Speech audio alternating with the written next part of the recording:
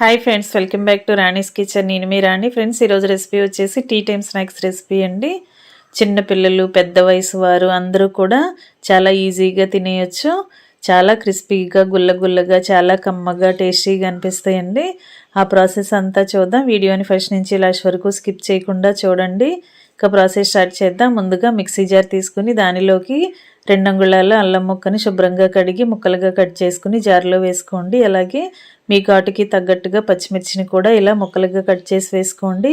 దానిలోకి ఒక పావు టీ స్పూన్ సాల్ట్ వేసుకుని కొంచెంగా జీలకర్రని, కొంచెం వాముని వేసుకోండి. ఇవి 4 కూడా ముందు బరకగా గ్రైండ్ చేసుకుని తర్వాత తగినన్ని వాటర్ని యాడ్ చేసి చిక్కటి పేస్ట్ లాగా, లిక్విడ్ లాగా గ్రైండ్ చేసుకోండి. ఈ అల్లం పేస్ట్ అనేది జంతికలకు చాలా చాలా టేస్ట్ని ఇస్తుందండి. ఇలా గ్రైండ్ చేసుకున్నదంతా కూడా ఒక గిన్నెలోకి వేసుకోండి. కొంచెంగా వాటర్ని కూడా మిక్సీ జార్లో యాడ్ చేసి వాటర్ అన్నీ కూడా మసాలా వాటర్ అంతా కూడా గిన్నెలోకి వేసుకోండి. అల్లం పేస్ట్ రెడీ అయ్యింది కదా. ఇప్పుడు స్టవ్ ఆన్ చేసి కళాయి పెట్టుకుని 1 టీ స్పూన్ పెసరపప్పుని, 1 టీ స్పూన్ మినపప్పుని, అలాగే 2 టీ స్పూన్లు పుట్నాల పప్పుని వేసుకోండి. అలాగే 1 టీ స్పూన్ సగ్గుబియ్యం కూడా వేసుకుని ఇవి 4 ఇంగ్రీడియంట్స్ని కూడా లో ఫ్లేమ్లో బాగా ఫ్రై చేయండి. పప్పులు అనేవి లైట్గా ఫ్రై చేయండి. ఫ్రై అవుతున్నప్పుడు పచ్చివాసన అంతా పోయి కమ్మటి వాసన వస్తున్నప్పుడు స్టవ్ ఆఫ్ చేసుకుని అదంతా కూడా చల్లారనిచ్చి మిక్సీ జార్లోకి వేసుకుని మెత్తని పౌడర్ లాగా గ్రైండ్ చేసి తీసుకొని పక్కన పెట్టుకోండి. అదే కళాయిలోకి 1 కప్పు నిండా పొడి బియ్య పిండి తీసుకుని కళాయిలో వేసుకుని లైట్గా ఫ్రై చేసుకోండి.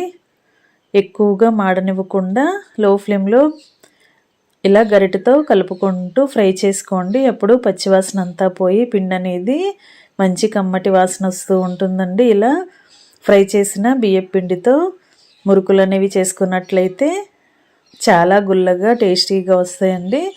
మనం తింటున్నప్పుడు నములుతున్నట్లు కష్టంగా అనిపించకుండా చాలా ఈజీగా తినేయచ్చు. పిండిని పక్కన పెట్టుకున్నాం కదా. పిండి ఉడికించుకోవటానికి తగిన పాత్ర పెట్టుకుని దానిలో 1 కప్పు బియ్యం పిండి తీసుకుంటే 1 కప్పు నిండా వాటర్ని తీసుకుని కళాయిలో వేసుకోండి.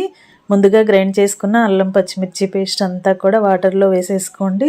అలాగే మనం పప్పుల్ని కూడా ఫ్రై చేసి గ్రైండ్ చేసుకున్న పౌడర్ ఉంది కదా, దానిని కూడా కళాయిలో వేసేసుకుందాం. ఇలా వేసేసుకోండి.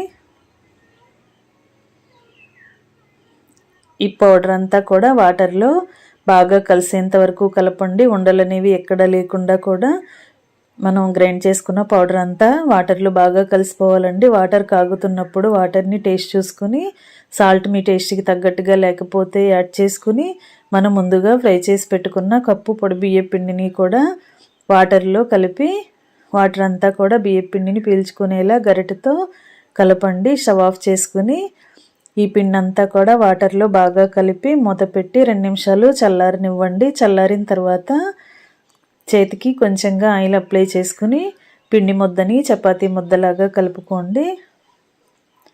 ఇలా చేతి వేళ్లతో గట్టిగా నొక్కుతూ పిండిని కలిపినట్లయితే ఎక్కడా కూడా ఉండలనేవి లేకుండా పిండి అంతా కూడా సాఫ్ట్గా వచ్చేస్తుంది. ఈ విధంగా బాగా కలుపుకొని మనం మురుకులు గొట్టాన్ని తీసుకుని మనం ఎలాంటి ప్లేట్తో చేసుకోవాలి అనుకుంటున్నామో ఆ ప్లేట్ని ఆ గొట్టంలోకి యాడ్ చేసుకోండి. అడ్జస్ట్ చేసుకుని మనం కలిపి పెట్టుకున్న పిండిని గొట్టం లోపల పెడదాం.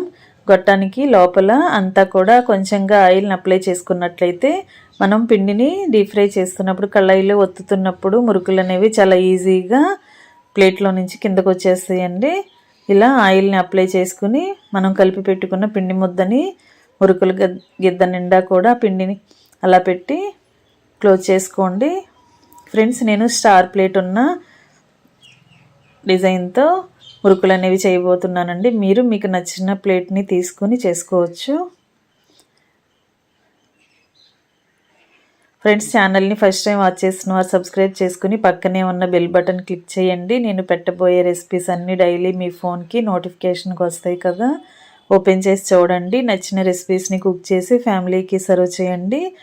ఈ విధంగా మురుకుల గొట్టన్ని రెడీ చేసుకున్నాం కదా, స్టవ్ ఆన్ చేసి కళాయి పెట్టుకుని డీప్ ఫ్రైకి సరిపడా ఆయిల్ పోద్దాం. ఆయిల్ కాగిన తర్వాత కొంచెంగా పిండిని ఆయిల్లో వేసి ఆయిల్ కాగిందేమో టెస్ట్ చేసుకుని మనం ఒత్తుకుని పక్కన పెట్టుకున్న మురుకుల్ని ఆయిల్లో వేసి ఒకవైపు ఫ్రై అయిన తర్వాత వెనక వైపు కూడా డీప్ ఫ్రై చేసుకుని క్రిస్పీగా ఫ్రై అయిన తర్వాత ఆయిల్ నుండి తీసేయండి. లో ఫ్లేమ్లో ఫ్రై చేసినట్లయితే లోపల వరకు కూడా బాగా ఫ్రై అయ్యి తింటున్నప్పుడు క్రిస్పీగా టేస్టీగా అనిపిస్తుందండి.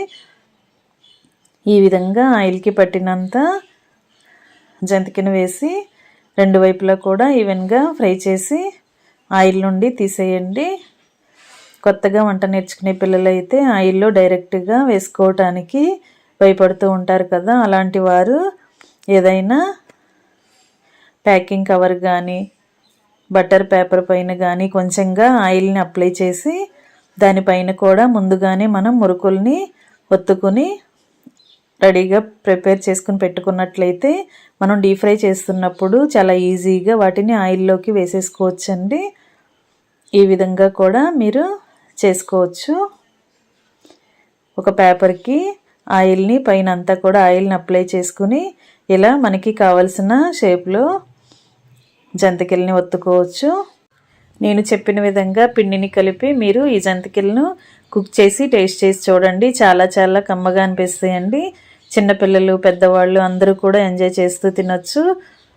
మనం ఎప్పుడూ కలిపే విధంగా కాకుండా ఒకసారి నేను చూపించిన ప్రాసెస్తో పిండిని కలిపి చూడండి. మురుకులు అనేవి చాలా చాలా టేస్టీగా వస్తాయండి.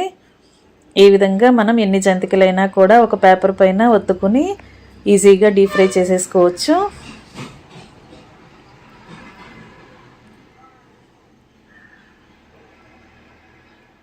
నేను చూపించిన విధంగా 1 కప్పు పిండికి 1 కప్పు వాటర్ని తీసుకుని పిండిని ఉడికించి ఈ విధంగా మనం కలుపుకొని నేను చెప్పిన ఇంగ్రీడియంట్స్ అన్నీ యాడ్ చేసుకుని పిండిని కలుపుకొని ఈ విధంగా జంతికలను ఒత్తుకున్నారంటే క్రిస్పీగా టేస్టీగా చాలా చాలా బాగుంటాయండి. ఇలా ఆయిల్లో కళాయికి పట్టినన్ని వేసుకుని ఒకవైపున ఫ్రై అయిన తర్వాత వెనక వైపు కూడా డీప్ ఫ్రై చేసుకోండి. మీడియం ఫ్లేమ్లో ఫ్రై చేసుకున్నట్లయితే లోపల వరకు కూడా క్రిస్పీగా ఫ్రై అవుతాయండి, టేస్టీగా అనిపిస్తాయి. ఒకేసారి హై ఫ్లేమ్ పెట్టుకున్నామంటే పైన అంతా కూడా కలర్ చేంజ్ అయ్యి మాడిపోతున్నట్లుగా వచ్చేస్తాయి. తింటున్నప్పుడు అంత టేస్టీగా అనిపించవు.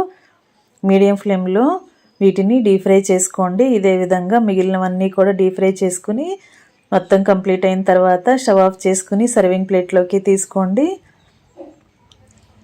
రెసిపీ నచ్చినట్లయితే మీరు కూడా కుక్ చేసి పిల్లలకి సర్వ్ చేయండి.